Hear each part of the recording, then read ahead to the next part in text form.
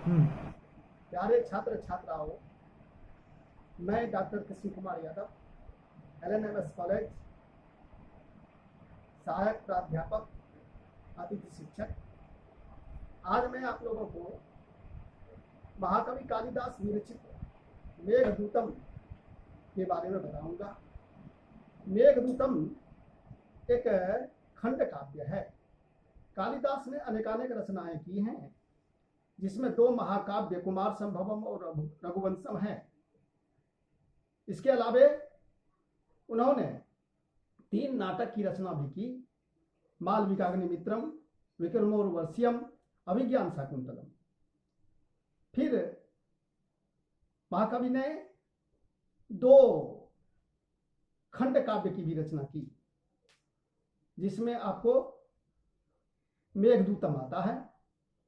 मेघदूतम के बारे में आपके सिलेबस में सिर्फ पूर्व मेघ ही पढ़ना है। पूर्व मेघ में कालिदास ने एक यक्ष जो विरहित है, अपने स्वामी कुबेर से शापित 1 वर्ष के लिए देश निकाले की सजा पाए हुए रामगिरी आश्रम में अपना आश्रय बनाए हुए है, उसी की कहानी है। वहां अपनी प्रेयसी के वियोग में तड़पता हुआ वह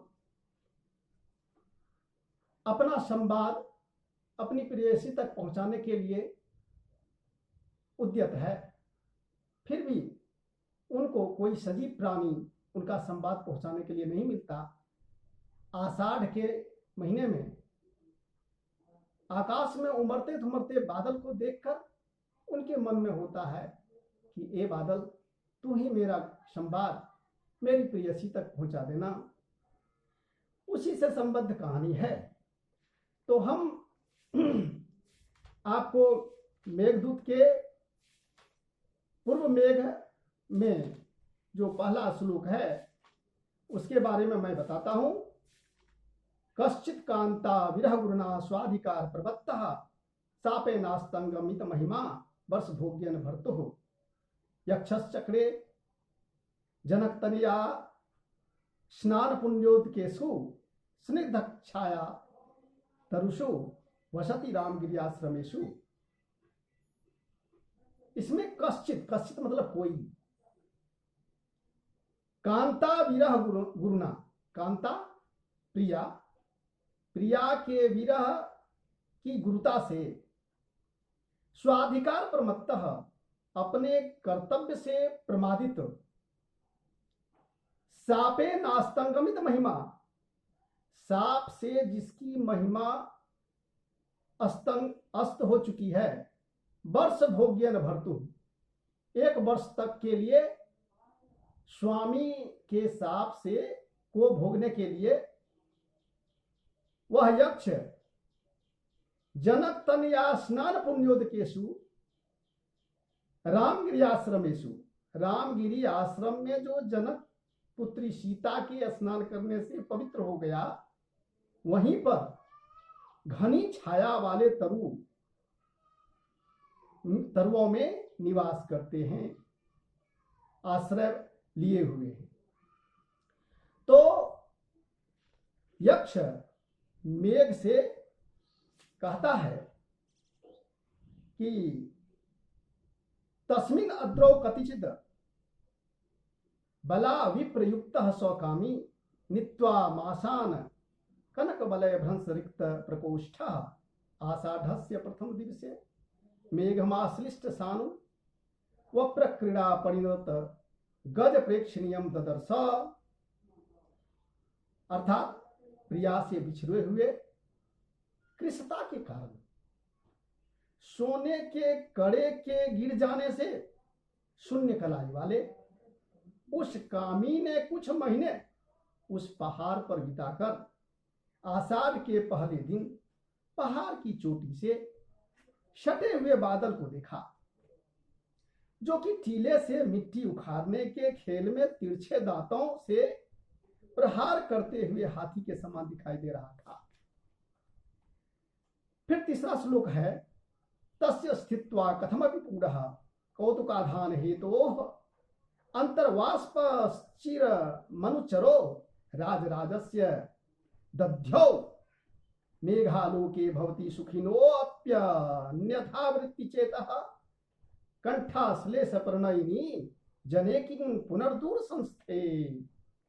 अर्थात कुबेर का सेवक यक्ष भीतर ही भीतर आंसू रोके हुए उत्सुकता पैदा कर देने वाले उस बादल के सामने किसी तरह ठहर कर देर तक सोचता रहा।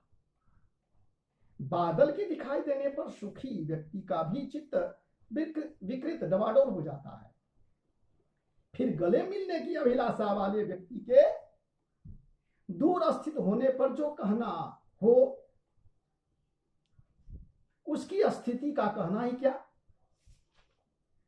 फिर आगे चतुर्थ श्लोक में महाकवि कालिदास कहते हैं, प्रत्यासन्ने नभसि दयिता जीवितालंबनार्थी जीमुतेन स्वकुशल लमयिंग हारिष्यन प्रवृत्तिम सप्रत्यग्रह कुटज कुसुमय कल्पितार्घाय तस्मय प्रीतः प्रीति प्रमुख वचनं स्वागतं व्याजहार। अर्थात श्रावण मास के समीप आने पर प्रिया के प्राणों को सहारा देना चाहते हुए उस यक्ष ने मेघ द्वारा अपना कुशल समाचार पहुंचाने की अभिलाषा से ताजे चमेली के फूलों से अर्घ सामग्री तैयार करके उस मेघ को प्रसन्न होकर प्रेम पूर्वक शब्दों में स्वागतम कहा, यानी उसका स्वागत करता है यक्ष। और फिर आगे कविकुल गुरु कालिदास मेघ की संरचना के बारे में बताते हैं। मेघ यानी बादल जो है वो कौन कौन चीज से बना होता है, तो वे कहते हैं धूम ज्योति सलिल मरुताम सन्निपातः क्व मेघा संदेशार्था क्व पटुकर्णैः प्राणिभिः प्रापनीयाः इत्योत्सुक्यात् अपरिगणयन् गृह्य कष्टं ययाचे कामार्ता ही प्रकृति कृपणाश्चेतनेषु। अर्थात कहां तो धुआं प्रकाश और जल और वायु, ये चार चीजें, बादल जो बनते हैं मेघ जो बनते हैं उनमें चार चीजें होती हैं, धुआं प्रकाश जल और वायु। इनका सम्मिश्रण रूप मेघ और कहां सशक्त इंद्रिय वाले प्राणियों द्वारा पहुंचाए जाने वाले संदेश। इस बात को न विचारते हुए यक्ष ने उस बादल से प्रार्थना की, क्योंकि काम से पीड़ित लोग जड़ चेतन पदार्थों के प्रति स्वभावतः दीन विवेक शून्य हो जाया करते हैं। अर्थात चेतन है कि अचेतन है यह भी ख्याल भूल जाते हैं। इस तरह के व्यक्ति जिस तरह के यक्ष हैं। फिर आगे छठा श्लोक में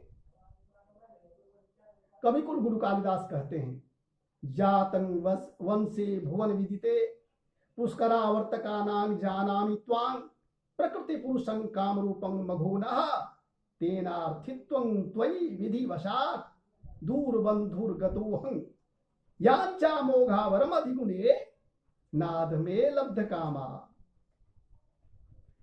अर्थात हे मेघ, मैं जानता हूं कि तुम भुवनों में प्रसिद्ध पुष्कर और आवर्तकों के कुल में पैदा हुए हो, इच्छा के अनुसार रूप धारण करने वाले इंद्र के प्रधान पुरुष हो, इसलिए भाग्यवश दूर बंधु स्त्री वाला मैं तुम्हारा याचक बना हुआ हूं। अधिक गुण वाले व्यक्ति के प्रति की गई प्रार्थना निष्फल हुई भी अच्छी है, नीच के प्रति सफल हुई भी अच्छी नहीं। यह बहुत अच्छी उक्ति कालिदास ने यहां कहा है, क्या कि अधिक गुण वाले व्यक्ति के प्रति की गई प्रार्थना निष्फल भी हुई तो अच्छी है। यानी अपने से विद्वान, अधिक ज्ञाता से आप यदि किसी चीज की मांग भी करते हैं और वो नहीं भी देते हैं तो भी आपकी महानता है। ऐसे विद्वान से याचना करने पर वो मुकरते नहीं। नीच के प्रति सफल हुई प्रार्थना भी अच्छी नहीं होती है। अर्थात नीच व्यक्ति से, जिनका स्वभाव नीचा है अर्थात दुर्गुणों वाला है, उनसे हमें याचना भी नहीं करनी चाहिए। फिर आगे कहते हैं 7वां श्लोक में, संतप्तानां त्वमसि शरणं तत्पयोद प्रियाया संदेशं में हर धनपति क्रोध विश्लेषित गंतव्याते वसति रलका नाम यक्षेश्वरा नाम वाह्योद्यान स्थित हर शिर चंद्रिका धौधर्म्या। अर्थात हे मेघ, तुम पाप से पीड़ितों की रक्षा करने वाले हो, इसलिए कुबेर के क्रोध से प्रिया वियुक्त हुए मेरे संदेश को प्रिया के पास ले जाओ। तुम्हें यक्षेश्वरों की अलका नाम की पुरी जाना है, जहां के महल बाहर के उद्यान में रहने वाले महादेव के सिर पर स्थित चंद्रमा की चांदनी से धुले रहते हैं। अलका की विशेषता, अलका नगरी की विशेषता बताते हैं इसमें कवि कुलगुरु कालिदास। क्योंकि यक्ष जो था उसी अलका नगरी, जो कुबेर की राजधानी थी, वहीं से निर्वासित हुए थे। तो उस अलका नगरी की विशेषता को यहां बताया जा रहा है, जो कैलाश पर्वत के पार है। फिर आगे, तुम आरूढ़ं पवन पदवीं उद्गृहिताल कांताः प्रेक्षिष्यन्ते पथिक वनिताः प्रत्यादाश्च वसन्त्यः कः सनद्धे विरह विधुरां त्वयुपेक्षितं जायां नो स्यात् न्योप्यमिव जनो यह पराधीन वृत्ति। अर्थात आकाश में उमड़े हुए तुमको पथिकों की स्त्रियां पतियों के घर लौट आने के विश्वास से आशापूर्ण होकर वालों के अग्रभाग को ऊपर किए हुए देखेगी। तुम्हारे ऊपर आने पर विरह से व्याकुल हुई पत्नी की उपेक्षा दूसरा कौन व्यक्ति करे, जिसकी आजीविका मेरी तरह दूसरों के अधीन न हो। प्यारे छात्र छात्राओं, आज मैंने आपको इतना ही बताया, फिर आगे अगले दिन बताएंगे। धन्यवाद।